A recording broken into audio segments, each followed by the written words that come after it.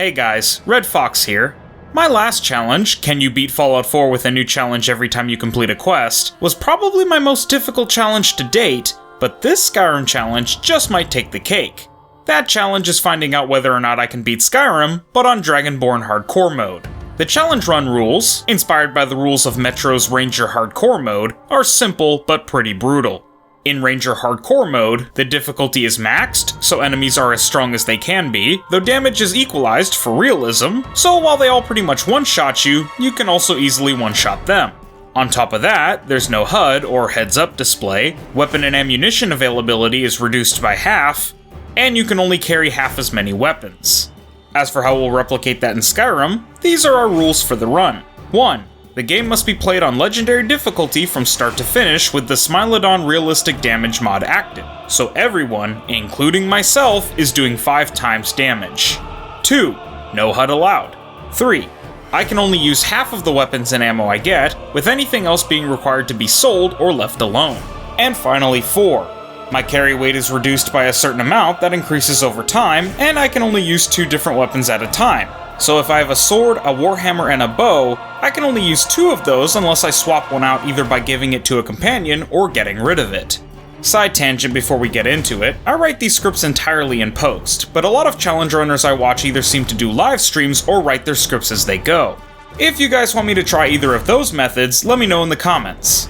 Also, for an extra added difficulty, I have several mods to make enemies stronger and smarter, like Revenge of the Enemies, Genesis, Vigor, and a couple more, so if you want to try this challenge at home and want it to be just as hard as it was for me, you know what you gotta do. For our theme in this video, I went with one of my favorite God of War inspired games ever, Darksiders, where I'll be playing through the challenge as my favorite of the 4 horsemen, Death. In a departure from the usual Skyrim runs on the channel, I decided to try out the alternative start mod and went with random start, starting our run as a Windhelm fisherman. In the test run, I got a special start as a vampire lord, which I thought was awesome, but the downside is that, because of the Vigor Combat Overhaul mod, running out of stamina becomes much easier and much more punishing. So being a vampire who doesn't regenerate stamina for 12 hours of the day would probably be a bad idea. Thankfully, I learned this now and would not make this same mistake later, full well knowing the consequences. Starting at Windhelm was an absolute god-given blessing for the run, since the first thing I wanted to try to do was complete the Rift and Pitfighter questline to gain some fairly easy early gold and experience. Especially experience, since one of the companions I have my eye on for this run is a mod companion level locked behind level 15. Before that though, I go ahead and turn on all the Vigor mod settings, like friendly fire, turn on my vivid yet tastefully cold filter, and get myself the death armor pieces in both his Reaper's Scythe and dual short sides, which I will be counting as one weapon. As for the carry weight limit right now, I decided to start slow and reduce my 300-pound carry weight to 240, so while I don't believe I have the means to actually change that number, if I get close to 240 or surpass it, reducing my carry weight then becomes priority number 1. Difficulty is on Legendary, HUD is removed, let's begin. So this run to Windhelm to the Pit Fighters was a good learning experience for me. Because of Vigor, without stamina, you can't really do anything. You walk slower, can't run, can't jump, swim like molasses, and hey, check it out, dripped out like I just stepped out the river. And just generally suck. The Pit Fighter mods seem to be bugging out a bit because I couldn't find the guy that gives you the fights, but after reordering my mod load order and reloading, I talked to Garrick, the team leader, and Cerulus, the team owner, and fight my way through dozens of matches. And while they were all one-shots, for better or for worse, smarter and stronger enemies that you fight the higher your rank is definitely make things more difficult. Of the maybe 40 fights I went through, only a couple of them were standouts, so I'll talk about those. After achieving my first rank up to Brawler, I got to fight a Champion, which are special fights against particularly powerful opponents, but luckily, because of the great equalizer of realistic damage on Legendary mode, the Beast of Elsewhere Dro-Ra dies in one hit, just like everyone else. So here's something important to mention for future reference. When you start a fight in this mod, it's kinda like loading in from a save. There's a half second of time where everyone can move, but you can't. That can be particularly dangerous in arenas like the Smuggler's Ship, where you're like 5 feet away from your opponent, who can move, while you can't. Luckily this time, the enemy only had a dagger, so I survived, but this led to me needing to search for a bed. Why not just wait and regain your health, you may ask? Well, because one of the combat overhaul mods I have downloaded adds things like injuries and bleeding, where injuries will give you debuffs like slower movement or weaker attacks, and bleeding will make you lose health over time, which in turn prevents things like waiting or fast traveling as a result. I ran into this Azarian fellow while looking for a bed to heal myself, but even though I'm like 90% sure he's from one of the mods I downloaded because the voice work, while good, isn't the professional Bethesda quality. I heard that thieves broke into the Arcane University, the Imperial Legion compound, and the temple all on the same night. Wait a minute, let me do that one again. I heard that thieves broke into the Arcane University, the Imperial Legion compound, and the temple all on the same night. I never talked to this guy again or complete whatever quest he was trying to get me to go on. Well, injuries tended to heal if you overheal yourself, so I just used the heal spell to get me back up to full, healing my arm trauma and stopping my bleeding in one go. The heal spell will be a gift from the 9 divines during this run. At some point after that, I had this fake-ass Bjorlum wannabe take me up to Whiterun so I could pick up my first of 5 companions for this run, Alicia, a dragon girl who is weirdly mostly naked when you first meet her. Not sure why, she has 2 sets of her entire outfit, yet she's just sitting in a Jarl's court in nothing but her underwear. Anyway, she's a dragon-human hybrid, kinda like Priscilla, except I think she's the daughter of Alduin or something? I can't remember for sure, but if you think she's too much of an asset for the team, just remember, she likes to breathe fire, and friendly fire is turned on. Finally getting to level 2, I boost my health and start strengthening my most important skill for this run, one-handed, with Armsman to boost my one-handed weapon damage by 20%. A useful skill to have since the dual sides I have right now are both one-handed. Now that I've ranked up to Pit Dog, I can challenge this next champion, the immortal Im Shay, who was sentenced to death via trial by combat, but hasn't died for years. Unfortunately for him, I was the man to carry out the sentence. Fitting, considering the theme of the run. I died a couple of times to this fight, one of the harder ones considering all 3 were pretty strong and the combat overhauls made combat harder in general, but eventually I was able to kill all 3 with a full frontal assault. I then immediately got ranked up to Pit Fighter and got another champion fight, now facing Durzul Groyagaraz, the Giant Slayer. He got me once right out of the gate, but on the second go, he pulled the trigger on a combo attack too early, and his lack of distance management costed him his title and his life. Now this was the hardest fight in the entire quest line. This giant can take way more hits than I can deal before he hits me once and kills me. I was literally sent on an express flight to Sovngarde from a single hit. While I explain how I eventually beat this guy, which I did, I'll show a montage of all my deaths. So, as you've probably noticed by now, there are many different arenas you can fight in. The Windhelm Animal Pit, the Ratways of Riften, Fort Pinemoth against a group of prisoners, the smuggler ship that, if I remember correctly, is off the coast of Stros Makai, etc. This arena is the Orcish Pit of Dargushak, and it has a bonfire at its center. After trying dozens of different ways to beat the giant, like with my dual scythes, my two-handed scythe, by charging him, circling around him, strafing back and forth, using magic, and everything in between, I came up with the winning strategy. On one attempt, I was using the bonfire in the center of the arena to keep him away from me, but as we played Ring Around the Rosie, I stepped on the bonfire, burned, and then died. I then thought to myself, what if he were to do that too? So the strategy I used was to use the bonfire to keep him away from me while baiting him into stepping into the fire to take damage, which actually worked. The only hard part was seeing which way he was circling through the bonfire smoke, but after a while I noticed he wasn't coming either way and that the bonfire damage had brought him to his knees. So I ran over as fast as possible and shanked him to death, prison style. On any other arena, I literally would have failed the challenge right there and then, or I would have at least had to reload from a prior save and give up on the Pit Fighter questline again for the second video. In all, killing the giant took about 15 minutes, but from here, the rest of the fights were significantly easier. Siorda Half-Troll is my next champion mark, and apparently she's already dead. Ironically, most, if not all, of these fights would be much harder without the challenge, but I think the realistic damage is also much fairer than the normal difficulty increases boosting enemy damage while reducing your own. I'd do some quests for my fellow paladins, the name of our arena team, such as getting Ilfhild Bonebreaker's axe back after a drunken stupor caused her to lose it, killing a group of assassins sent by the former Master of Hassel from Hammerfell to kill him, and get Honthiolf his heirloom ring back from the Windhelm Guard.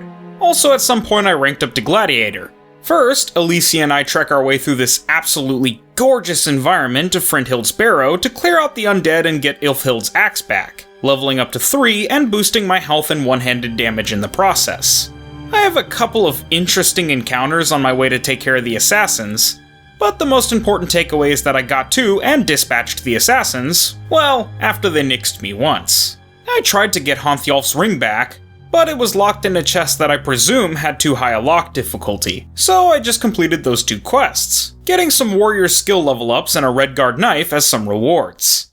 After fighting my way through more encounters and one more champion, the Wolf of Ghislaine from Hammerfell, and ranking up 4 more times, I achieved the rank of Legend and complete the Pit Fighter questline.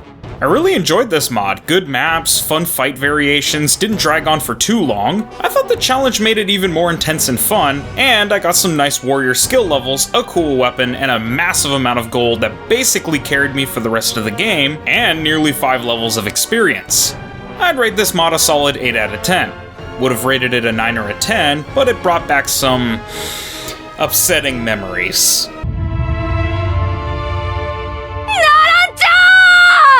After that, I updated my trip to something a little less copying and a little more inspired, and then turned to the direction of Helgen to begin the main quest. On the way over, I noticed Alduin heading out of Helgen and then right out of the weave of Nirn's material plane. I investigated the scene, eventually finding and healing Hadvar while some blonde Point Break looking guy got smushed by some rocks behind us. I then sold a bunch of stuff in Riverwood, got to level 5, chose health, and chose the fighting stance perk from the one-handed tree. When Balgruuf gets the news about Helgen and Riverwood, he and Farengar send me to Bleak Falls to get the rock. On the way, this happens.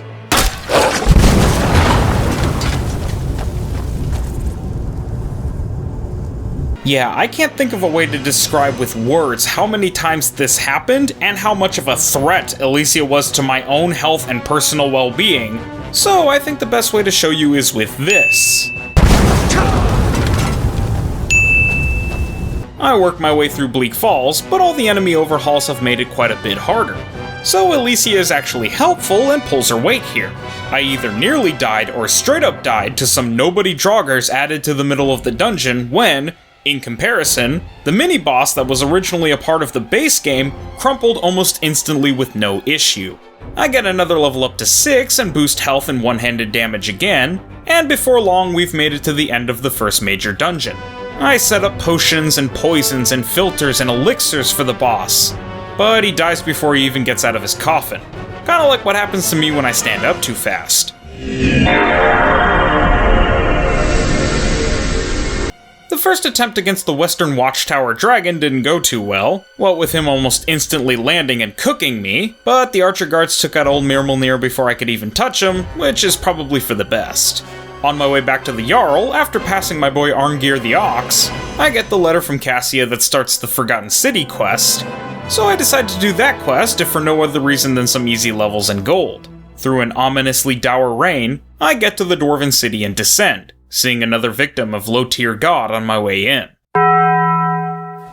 The city is totally dark, and everyone that seemed to live here has been burnt to a crisp. But that lake house over there will allow me to travel back in time to try and stop this from happening. So I go to get the key, which is at the top of this here tower that used to belong to the Jarl of this place. Some blue ghost guy talks my ear off as I ascend the tower for the key to the lake house, but after seeing him peek around the corner at us all shady-like, Alicia takes that as leave to incinerate him off the face of Nirn. I get to the key, fall to what is as close to death as death can get, and enter the lake house to begin our adventure. Now, I've played this mod a couple dozen times because I really enjoyed the aesthetics, the story, and the characters and the music and voice acting is exceptional. But I say that more to say that, after I cause everyone to die because it's been a while since I've seen that, fix Alicia from forever floating by making her dance, and speak with the Jarl about stopping everyone from dying how they did about 5 minutes ago, from memory I can basically shotgun the entire quest in 10 minutes. The long and short of it is that these people are trapped in this city that's basically a utopia, but they're all subject to the dwarves' law, which decrees that the many shall suffer for the sins of the one. The guy that founded this city and set this law up, we'll talk about him more later, basically has Big Brother spy cams set up all around the city, and if they see someone commit a crime, they unleash the god-level dwarven centurions all around the city and they kill everyone. That's why the city's destroyed when you first find it. Someone here triggered the dwarves' law, and the Jarl uses a magic spell and sacrifices his life to enchant the lake house, making it capable of time travel. Well, plot twist, the one to break the law is the Jarl. He kidnapped and enslaved a woman and is keeping her in the only room where there are no cameras. Don't remember how he's found out, but that isn't the ending we're going for anyway. For now, I take out the invading bandits so that they don't breach the city and activate the dwarves' law, and then grab the immaculate dwarven boots. I need to collect all the pieces of the immaculate dwarven set because it's a special set of dwarven armor that protects the wearer from radiation if you're wearing the full set. And I need the set because the final encounter takes place in what is basically Chernobyl. I guess it's also worth noting that from this point on, the carry weight reduction for this challenge is 140 pounds, so I can only carry 160 pounds without being over-encumbered. I snagged the gauntlets from a burnt corpse, fought a bunch of creepy shades, picked a master lock with awful lockpicking after 23 attempts, leveled up to 7, boosted my health and heavy armor rating, picked another master lock on my second try, totally awesome, killed, get killed by, and kill again a bunch of burn victims that I assume are the remnants of the former residents of this city, killed some random necromancer, third tried another master lock because I'm just built different honestly, got self-destructed by this abomination which, after Alicia kills it, I find out is called an Ustengrov Master. Sure hope I don't run into these guys again and say Ustengrov. Second tried another master lock and leave that dungeon. Okay, that was an absolute blast, but now I've got to murder the head of the town guard for his chest piece. Of course, this will obviously be breaking the dwarves' law, but luckily we can literally just go back in time while keeping the pieces we have. Matrasius sends us back in time, and my next target is the helmet, which I grabbed from this corpse. After fighting my way through these magic anomaly spirit wisp creatures, I confront the Arbiter, the being who created the dwarves' law, and though I wanted him to end the dwarves' law, he's got all the receipts on all the bad things I've done before even getting to level 10, and spills that tea by literally doing to me what Alicia usually does to me. With some cheap tactics and luck though, I'm able to brutally destroy the Arbiter upon my second try, leveling me up to 8 so that I can boost my health and heavy armor again, and, though this kicks on the dwarves' law, after going back in time and showing the Arbiter that resistance is futile, he ends the dwarves' law and frees everyone, allowing me to complete the quest. As a reward, I get to keep the immaculate dwarven armor, the Arbiter's helmet, and I get a free special power, Decree of the Arbiter, that I'll be talking about and using much more later on. I'm actually kind of interested in doing an Arbiter cosplay run. Let me know what you guys think of that in the comments. Getting back to the main quest, I grab Lydia as my second companion and ascend the 700 steps to High Hrothgar.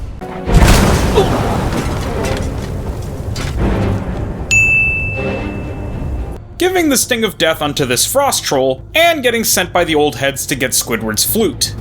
Naturally, as you'd expect from a dungeon affected by multiple encounter and enemy overhauls, the dungeon was pretty damn tough, but the stars of Ustengrov were, shocker, the Ustengrov Masters, back again to cook. Since there are 2 of them plus a frostbite spider, the entire floor around them is covered in one-shot flamethrower traps. They both have an AoE fire blast and a ranged fire blast. They blow up upon death, and I really only have a melee option to attack them. I die several dozen times before all the stars align, and I'm able to get Alicia and Lydia to fight at the front line and help me to defeat these guys. We get the "ha gotcha" note and saunter off to Delphine in Riverwood, who wants us to slay a dragon with her to prove our Dragonborn status. For the Sahaloknir fight, I actually waited too long for him to be fully resurrected like some kind of honorable gentleman or something and got one-shot tail swiped.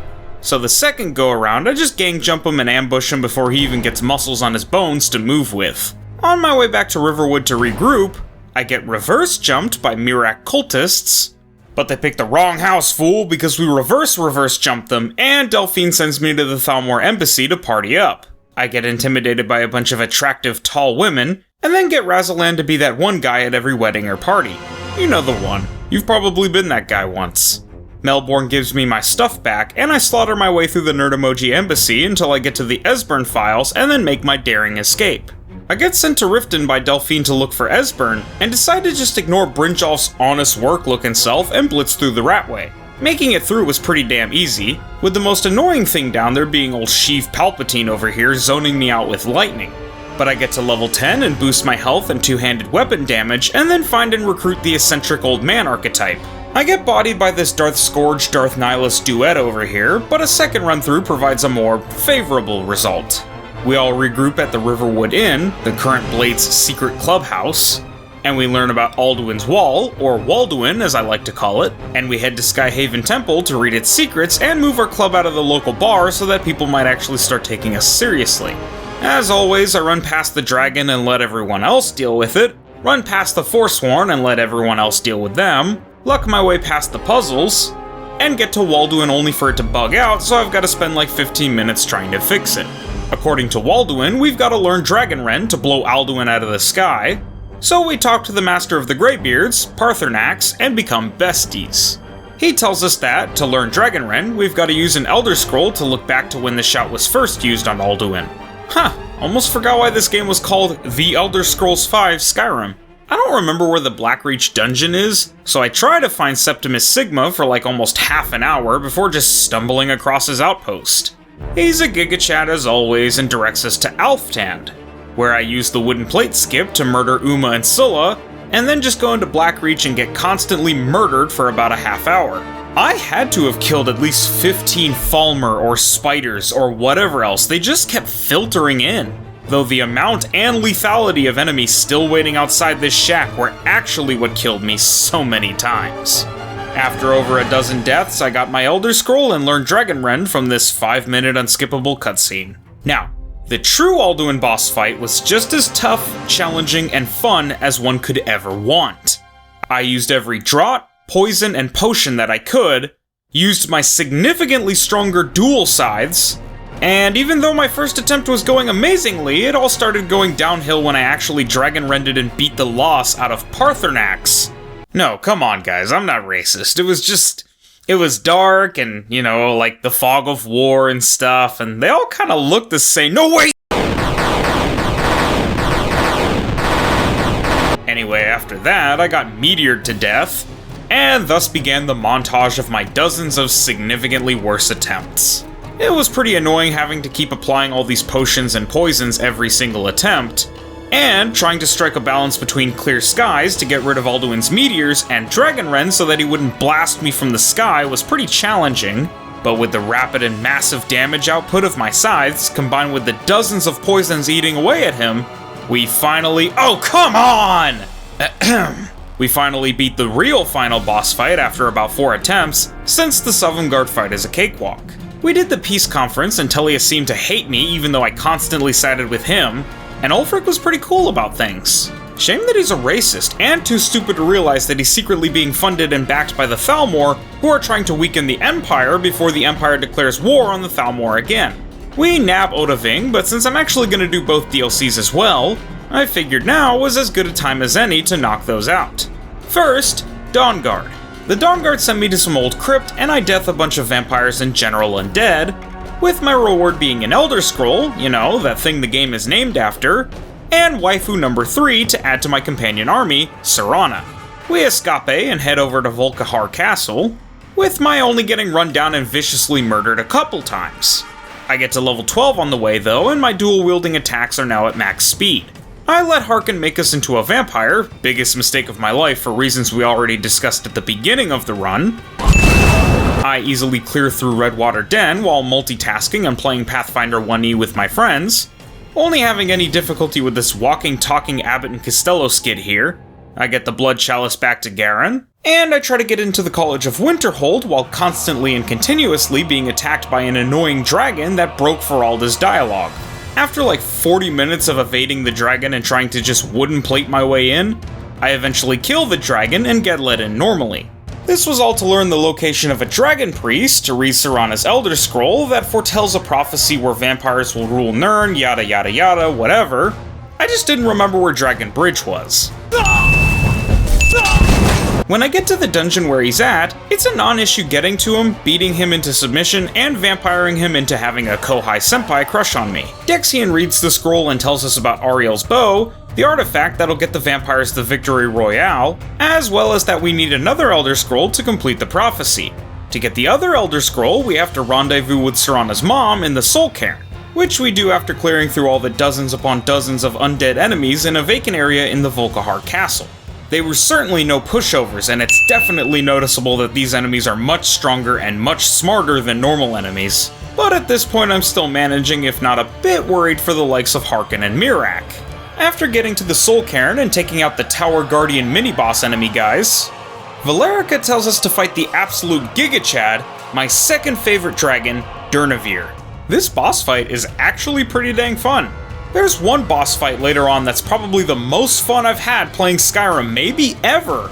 But this fight, while decidedly not that, is still a blast. The ads got involved, Durnavir himself definitely weren't no slouch, but despite his power, I eventually used to become Ethereal, my most used and the most useful shot in the run, to get behind him and take him out.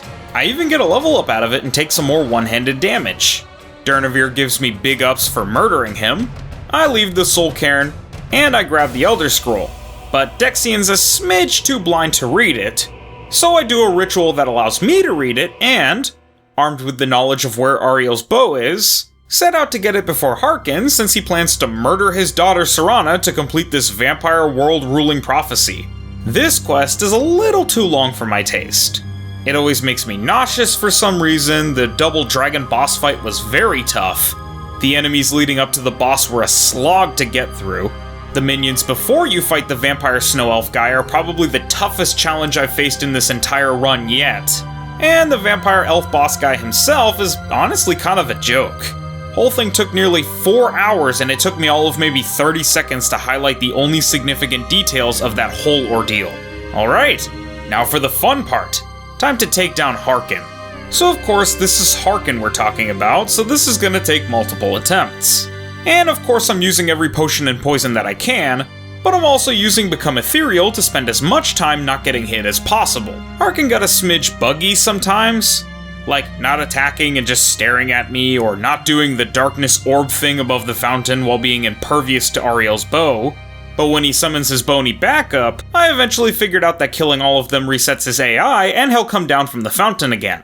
Up to this point, the fight was just between me, Harkin, and Serana, but at some point the rest of my companion army joined us, and at that point, while Harkin could target me for a single attack to press the instant win button, he basically spent the rest of the fight either getting slaughtered or getting plucked off of his fountain with Ariel's bow. This was pretty much the only point in the run where I needed to use a secondary weapon, but it was well worth the swapping back and forth, because after a couple more trials and errors, Harkin is reduced to cinders and Dawnguard is complete. Afterward, while around Whiterun, I rescue a Khajiit woman named Sahara on the road from some Thalmor and this random dragon, and she says that another Khajiit woman in Riverwood is in danger as well, so I decide to help her as well. Oh, okay, it's a cute, kinda cringy cat girl waifu. And she's another member of the waifu army. Well, alright then. Also, now I got her dripped out in Harkin's hand-me-downs, and she looks good. Sure hope the fit doesn't just magically disappear forever at some point. Also, on the way, we picked up some random dude as a party member, which means the companion army is complete. These are the first 5 DLC fighters for the next Super Smash Bros. Game. I hope you enjoyed this reveal trailer.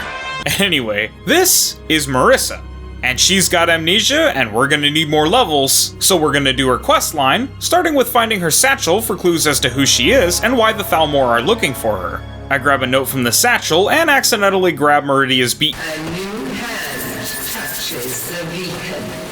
Okay, anyway, we find out her name and that a ring we grabbed has her memories in it, so after going on a wild goose chase to find out what this ring is, what it does, and how it do it, we finally find out that the ring is from a Khajiit clan chief that rebelled against the Thalmor, and that this guy, literally named Creep, murdered Marissa's relative who may have the answers, so she kills this loser and we go searching for answers only to find, oh, okay, he's a Force Ghost now. Grandpa Lorekeeper tells us that Marissa is the daughter of the chief's brother, who sold out their camp when they were being sieged by the Thalmor in order to ensure the women and children be spared and allowed to escape. We learn that Azael, the Thalmor Skyrim head justiciar that's searching for Marissa, is a big fan of committing oopsies like war crimes, genocide, torture, and eugenics, so we should kinda maybe deal with that. A racist Thalmor? What? A restoration master at Hogwarts tells us that we need a special word to restore Marissa's memories, so I head to Solitude and search Azael's room and find a lot of stuff equal parts implicitly sexually disturbing and humiliating. Viewer's discretion is advised. She finds me in there reading her diary and laughing, so she traps us in a cutscene, the dastardly fiend. She doesn't actually do anything though, and she also tells us the code, so we just, go back. We get Marissa's memories restored, but plot twist, they were all memories of her undergoing excruciating torture, like knowing about a new Juve upload, but not being able to watch it because of bad Wi-Fi, so she does an oopsie and commits Sudoku. Luckily, she missed the ground or something, I don't know, because she's fine, and after 3 days, she will rise again to lead God's flock to paradise, to atone for the sins of Adam and Eve in the garden. She is of one flesh. Alright, anyway. She freaks out when she sees us because of association trauma, but then is also like, oh, never mind, lol, and then just disappears. Turns out Azael is like, okay, now I'm actually gonna do something. I'm gonna take her like I literally could've from the start, lol. And then she kills me in a scripted cutscene where I can't do anything. Wait a second. I don't think that's supposed to happen. Yeah, no, it's not. She's supposed to just knock you out, but on Legendary, the spell does enough damage to one-shot me. I tried to be a Giga Chad and just, like, not take damage. But that didn't work, so I had to lower the difficulty to continue, failing the challenge. Well, damn. Well, I'm still gonna finish the run, so for now, I bump it back up to Legendary and then go talk to this loser, a Thalmor Justiciar that was looking for Marissa at the beginning of the quest. Also this Ebony Warrior looking dude that has mad Giga Chad energy. Apparently the Justiciar wants to betray Azael to take her place as head Justiciar of Skyrim, and the Ebony Warrior is an Imperial commander that wants to see the Thalmor bleed, so they both help me to invade the Thalmor embassy to kill Azael and save Marissa. I put on an amulet of protection against Azael's spells and was able to... Guys, I don't think this amulet works. Second go, and I send Azael to Oblivion. After that, I free Marissa and Sahara. I buy a house in Whiterun so that Sahara, who turned out to be a former servant of Marissa's family and her de facto caretaker, would have a place to live and work and could continue to serve Marissa. And Marissa, instead of returning to elsewhere, stays on as my companion. Now, the last thing to take care of before taking out Alduin permanently is the Dragonborn DLC. I make it to Solstheim just by the skin of my teeth after escaping a dragon attack. So, since I don't remember where anything is, since it's been like 10 years since I last played this, but I know Neloth Farm remembers, I go and get directions to the Miraak Temple from him, laugh at this Tariel wannabe along the way, and meet my girl Freya of the Skull. The temple dungeon was tough, tougher than any dungeon from the base game. But it was definitely still manageable and not so incredibly difficult that it took more than, say, 10 minutes. The only enemy that was exceptionally difficult was this archer Draugr with a flaming aura called a Legend Draugr Lord, who was so strong it took me staying as far away from her as possible, Fusro dawing her, and 3 of my 5 teammates going down in order to beat her. Traps also still body me, but the rest of the dungeon was a simple affair. So Miraak is like, lame still, nowhere near as cool as Miraak from the Young Scrolls verse, and now I've got to get the Bend Will shout. Getting the word was easy. Surviving after is the real mission. But I killed the dragon guarding the word and got his hey! This guy just stole my dragon soul, can we copyright Miraak? Well, after that, I destroy the stone thingy by the skull camp and the lurker, which is easy because its spawning animation takes like 20 years. I will say though, this DLC, more so than any other point in the game, has the most amount of enemies that can one-shot me while surviving multiple hits, which is kind of terrifying. Also, while it messed up the quest and I had to undo it, I used the Decree of the Arbiter for the first time here, and it was awesome. The many shall suffer for the sins of the one. This is why I thought about doing an Arbiter run. His helmet gives you infinite shock spell, and this is quite possibly the coolest fear effect I've ever seen. The sky darkens, the bells of death start to toll, the The intimidating, dark, angelic Forgotten City theme starts playing like you've just unleashed some divine judgment. And that cold, cold line? Man, just the perfect storm of goosebump-inducing awesome. In any case, after that I took a trip to the Mushroom Kingdom, and Neloth and I did that Dwemer water dungeon thingy so that I could get one of my textbooks for class. Which, like, I'm graduated now and out of school, but that's what it felt like sometimes, having to complete an entire ancient Dwemer dungeon just to get each class required book. Apocrypha is a strange but cool world, and I forgot both how totally alien it is, and how powerful the enemies in it are. Sure, lurkers have their spawn animation weakness, but seekers are a threat I had to learn to respect pretty quickly. Their shock attack is easy enough to dodge, and their magic bolt attack follows the conventional rules of ranged magic attacks, so at mid to long range it wasn't difficult to dodge either, but the main challenge of defeating them was baiting a bolt so that I could close the distance and could kill the Seeker before it shot another bolt and likely one-shot me. It gets even more complicated when there are multiple of them, but at the absolute most difficult Seeker encounter, I literally just became ethereal and ran past all of them. I probably could have killed them all, but the safest, surest method was taking a long time, so that option worked too. Hermaeus Mora shows up and is like, "Hey yo, what up? I'm a Cthulhu guy, here's a bend will shout word. You'll need the last word to beat Mirak, but if you want the last word, let me stick my tentacles in that silver fox shaman of the skull, Lamau, okay, bye!" So I had to go and destroy all the rest of the stone thingies, which, I mean, the hardest part of that quest was getting to them since I just had to shout at a rock, hit a basically defenseless stationary target 4 times, and then go do that 2 more times and then go back. Storm becomes the main female lead of one of your favorite animes, you sick animal. And Herpes Mora gives me the last word I need, so after I go and grab some Dragon Souls to unlock the shout, I run through the final Dragonborn Apocrypha dungeon, which was much of the same aesthetically, yet very unique in play, something I find these types of dungeons did well, and face off against this pretty little man. After about 5 minutes of trying to kill Sarotar, I realized that I was supposed to tame him. It was just a combination of he's not dying after taking a ton of damage, and then remembering that I have the Bend Will shout, and then also remembering that I'm supposed to ride him to the Mirak boss fight, like, all at once. Okay, real talk. This boss fight against Mirak was so much fun, I'm struggling to think of the words to describe how great it was, and I'm an English major. Words are kind of the reason I went to school for like 16 years. Let me walk you through it, as everything else from this point on is just rattling off summary points anyway. So first I wanted to test if Decree of the Arbiter worked, and while the fear effect didn't, it did stun him for a second. After that I let off a barrage of attacks, and phase 1 was complete.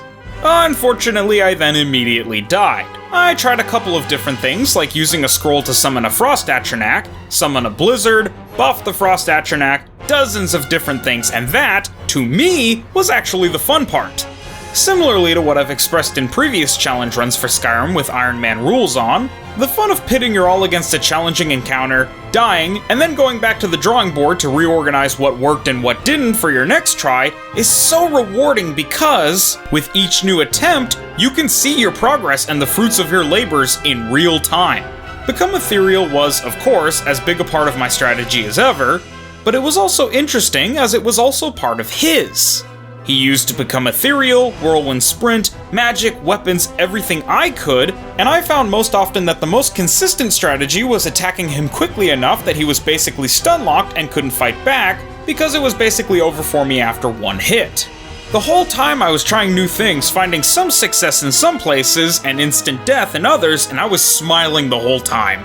My biggest ally was melee range, as I could hit hard enough and fast enough to stun-lock, but not always, and a single hit was enough to kill me or give him a window to create space and dominate. After a couple of attempts of testing to see if I could ward off the dragons he used to replenish his health, and a couple of attempts of trying some phase 1 strats at the start of phase 2, which I was consistently getting to at this point, I got anime tentacled and I came to an epiphany. Why am I trying to beat the entire thing in one go? Ironically, after dropping a save at the beginning of phase 2 and then 3 when I got to them, the best, most efficient strategy was clear. Just focus on hitting him as hard and as fast as possible as soon as Become Ethereal wears off. I tried different variations of this, like making use of the setup time while Mirak was invulnerable, and Mirak started summoning a lurker, which definitely threw things off its fair share of times, with there even being instances where I had old Mirak dead to rights until I got blindsided or even straight up Five Nights at Freddy's jump scared by his lurker. But all it took was one single time for everything to line up just perfectly. Slashing Onslaught causes Mirak to flee. Lurker gets launched into the Kerbal Space Program. Use Become Ethereal to close the distance, and oh, no, not that time. That one actually got me while I was reviewing the footage. That one looked good.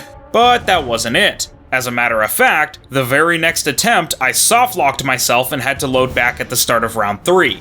It wasn't until a few more attempts later that the stars aligned in just such a way that I managed a clean save after his phase 3 retreat, used Become Ethereal to close the distance, and finally put an end to the first Dragonborn menace, ex-champion of Hermaeus Mora, Mirak. That was so awesome! I loved every second of it, and I hope you guys did too, because everything's downhill from here.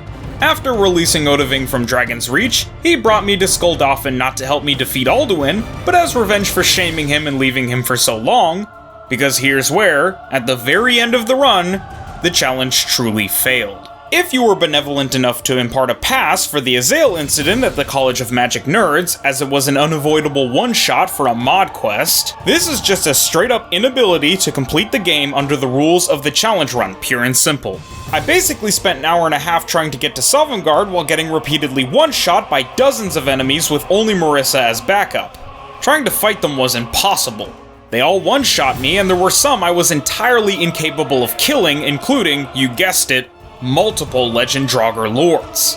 The enemy so powerful that one of them defeated over half of my party by itself.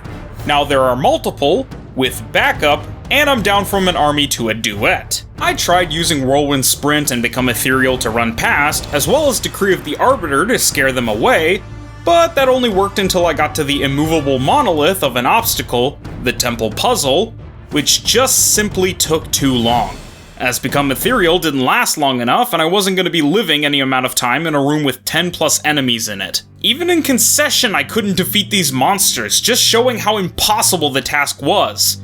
Just how out of my depth I was.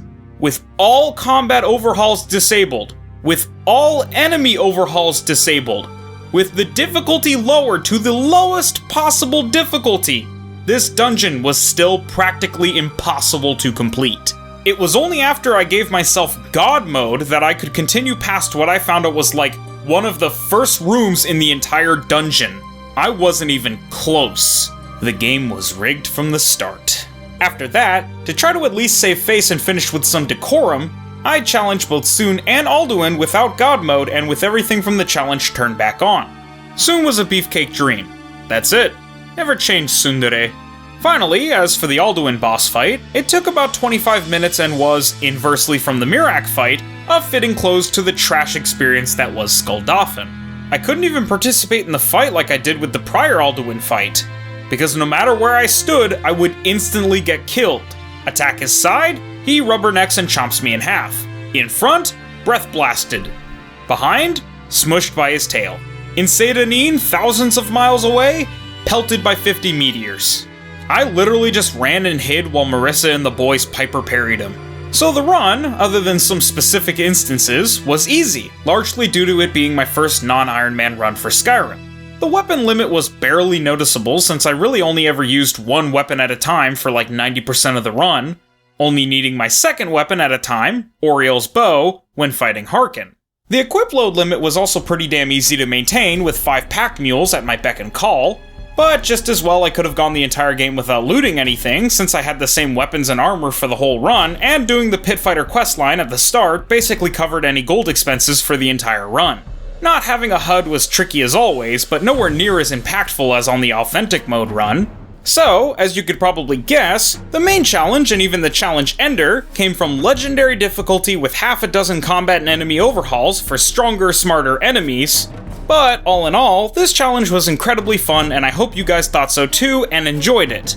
Next challenge is back to Metal Gear Solid 5, which I know the majority of you have been waiting hand and foot for, with Can You Beat Metal Gear Solid 5 as Naked Snake, one that I expect will attract a lot of eyes being that Delta is the Metal Gear talk of the town right now. If you have any suggestions for any video game challenge runs, you can leave those in the comments or on the suggestions channel of the Discord. Be sure to like, subscribe, and hit the notification bell to support the channel and stay up to date with the latest videos. I have tons of challenges for the likes of Skyrim, Fallout 4, Metal Gear Solid 5, Pokemon, and the FromSoft games all queued up, but if you guys want to see anything new added, like new challenges for those games, or challenges for games I haven't played on the channel, like Cyberpunk or Baldur's Gate or whatever, please feel free to let me know. I've been Chris, the king of YouTube, and thank you all for watching. Peace.